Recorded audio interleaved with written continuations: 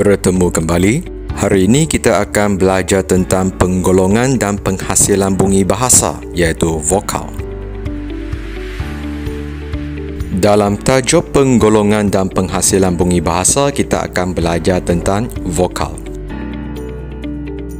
Hasil pembelajaran dalam tajuk penggolongan dan penghasilan bunyi bahasa, murid seharusnya dapat menyatakan definisi vokal, mengkategorikan bunyi bahasa mengikut cara penghasilan dan daerah artikulasi, menghuraikan cara bunyi bahasa yang dihasilkan. Selain itu, murid seharusnya juga dapat melukis dan melaberkan raja alat pertuturan, mengenal pasti lambang fonetik dan mentranskripsikan perkataan dengan menggunakan lambang fonetik, melukis raja alat pertuturan mengikut cara pengeluaran bunyi-bunyi bahasa, serta menilai ketepatan penggunaan lambang fonetik dalam mentranskripsikan bunyi bahasa. Bunyi bahasa. Bunyi bahasa dapat digolongkan kepada 3 golongan, iaitu vokal, konsonan dan difton. Hari ini kita fokus pada vokal. Bunyi bahasa vokal. Vokal ialah bunyi yang dihasilkan dengan udara keluar dari paru-paru ke rongga tekak dan terus ke rongga mulut tanpa sebarang sekatan atau gangguan oleh mana-mana alat artikulasi. Semua bunyi vokal bahasa Melayu ialah bunyi bersuara, iaitu semasa penghasilannya pita suara bergetar. Bunyi vokal mempunyai ciri kelantangan dan kepanjangan. Maksudnya, bunyinya lebih lantang dan jelas berbanding dengan bunyi konsonan. Dalam bahasa Melayu, setiap vokal membentuk satu suku kata. Misalnya, dalam perkataan aku, terdapat 2 vokal iaitu A dan U. Maka, kata aku terdiri daripada 2 suku kata. Ada 6 vokal dalam bahasa Melayu baku dan 6 vokal itu menggunakan 5 jenis huruf sahaja. Bunyi I taling dan bunyi I pepet dilambangkan oleh huruf I. Vokal dalam bahasa Melayu terbahagi kepada 3, iaitu vokal hadapan, vokal tengah dan vokal belakang. Ini merupakan raja kedudukan vokal bahasa Melayu. Raja di atas menunjukkan bahawa dalam bahasa Melayu terdapat 3 jenis vokal, iaitu vokal depan, vokal tengah dan vokal belakang. Raja itu merupakan gambaran keratan rentas lidah. Bahagian yang kiri sekali ialah bahagian depan lidah dan di sebelah kanan ialah belakang lidah, manakala di tengah-tengahnya ialah tengah lidah. Garis-garis yang melintang itu pula ialah gambaran ketinggian lidah yang dinaikkan. Dalam bahasa Melayu baku hanya ada 6 vokal, iaitu A, E, I, E, U dan O. Vokal E dan O hanya terdapat dalam dialek daerah. Vokal E dalam ejaan diwakili oleh huruf I taling, manakala vokal E oleh I pepet.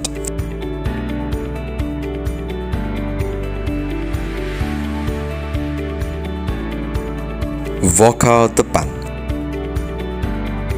Vokal depan sempit, iaitu I. Berikut merupakan cara penghasilannya, iaitu depan lidah dinaikkan tinggi ke arah lelangit keras tetapi tidak menyentuhnya. Hujung lidah ditekatkan pada gusi. Lelangit lembut dan anak tekak dinaikkan untuk menutup rongga hidung. Udara dari paru-paru keluar melalui rongga mulut tanpa sekatan. Bibir terhampar dan pita suara bergetar.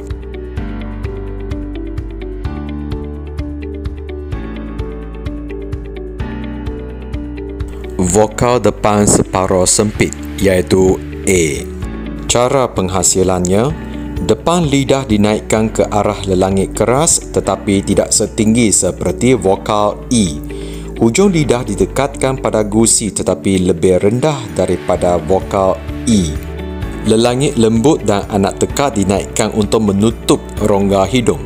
Udara dari paru-paru keluar melalui rongga mulut tanpa sekatan, bibir terhampar dan pita suara bergetar.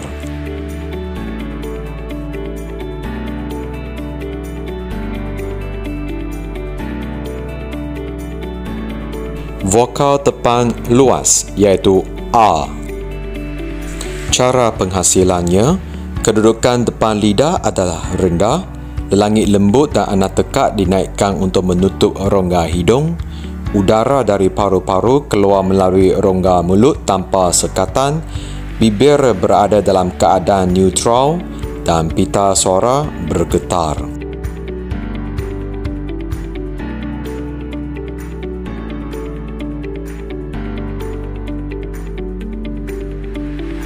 Vokal tengah. Vokal tengah iaitu E. Cara penghasilannya, kedudukan terletak di tengah lidah untuk membunyikan vokal separuh ras dan separuh sempit. Lelangit lembut dan anak tekak dinaikkan untuk menutup rongga hidung. Udara dari paru-paru keluar melalui rongga mulut tanpa sekatan. Bibir berada dalam keadaan neutral. Pita suara bergetar.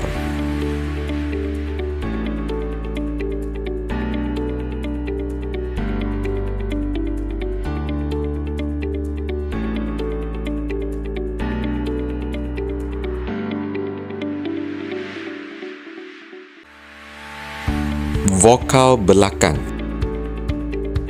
Vokal belakang sempit iaitu U. Cara penghasilannya, bahagian belakang lidah dinaikkan ke arah lelangit lembut tetapi tidak menyentuhnya. Hujung lidah diundurkan dari gigi bawah. Lelangit lembut diangkat untuk menutup rongga hidung agar udara keluar melalui rongga mulut tanpa sekatan. Keadaan bibirnya adalah bunda. Pita suara bergetar.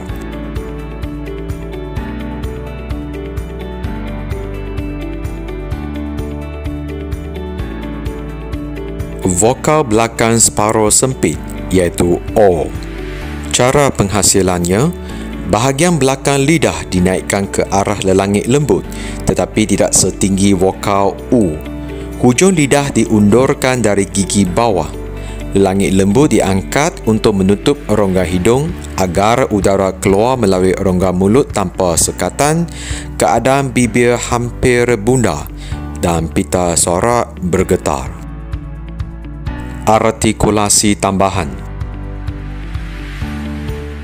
Semasa kita bercakap, kita menyebut bunyi-bunyi dalam satu himpunan, iaitu dalam perkataan. Dalam penyebutan sedemikian, wujud keadaan pengaruh mempengaruhi antara bunyi tersebut sehingga seakan-akan wujud bunyi lain di antara bunyi-bunyi itu. Bunyi-bunyi itulah disebut sebagai artikulasi tambahan. Dalam bahasa Melayu, keadaan itu terdapat dalam penyebutan bunyi-bunyi vokal. Terdapat 4 artikulasi tambahan dalam penyebutan bunyi vokal bahasa Melayu. Kita lihat dulu jenis yang pertama iaitu nasalisasi atau pengingauan. Nasalisasi berlaku pada vokal yang mengikuti bunyi konsonan sengau. Hal ini bermakna bahawa semasa penyebutannya lelangit lembut dan anak tekak tidak dinaikkan dengan cukup tinggi untuk menutup rongga hidung. Ini disebabkan pengaruh penyebutan bunyi yang mendahuluinya.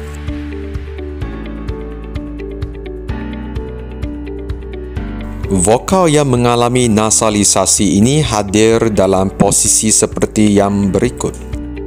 Sila lihat contoh-contoh yang dipaparkan.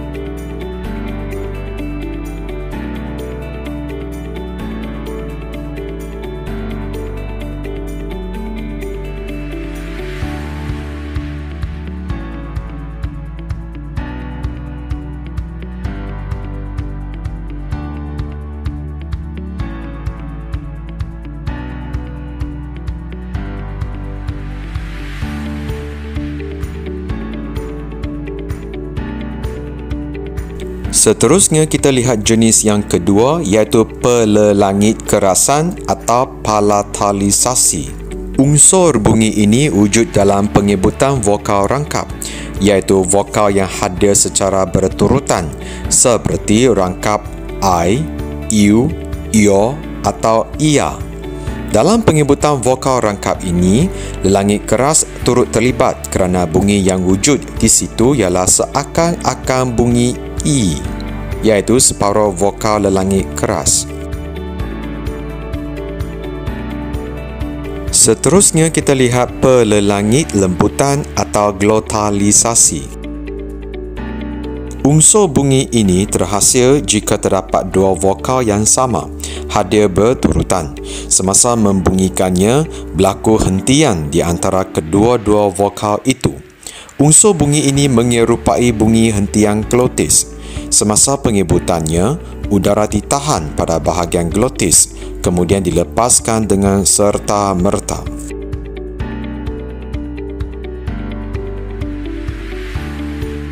Akhir sekali, kita lihat pembibiran atau labialisasi. Artikulasi tambahan ini hadir apabila bunyi konsonan diikuti oleh bunyi vokal A.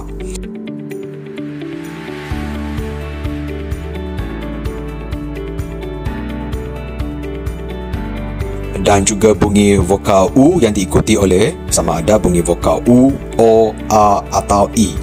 Sewaktu menghasilkannya, kedudukan lidah mengalami perubahan manakala bibir berkeadaan bundar. Bunyi yang hadir itu seperti bunyi separuh vokal dua bibir, iaitu bunyi W.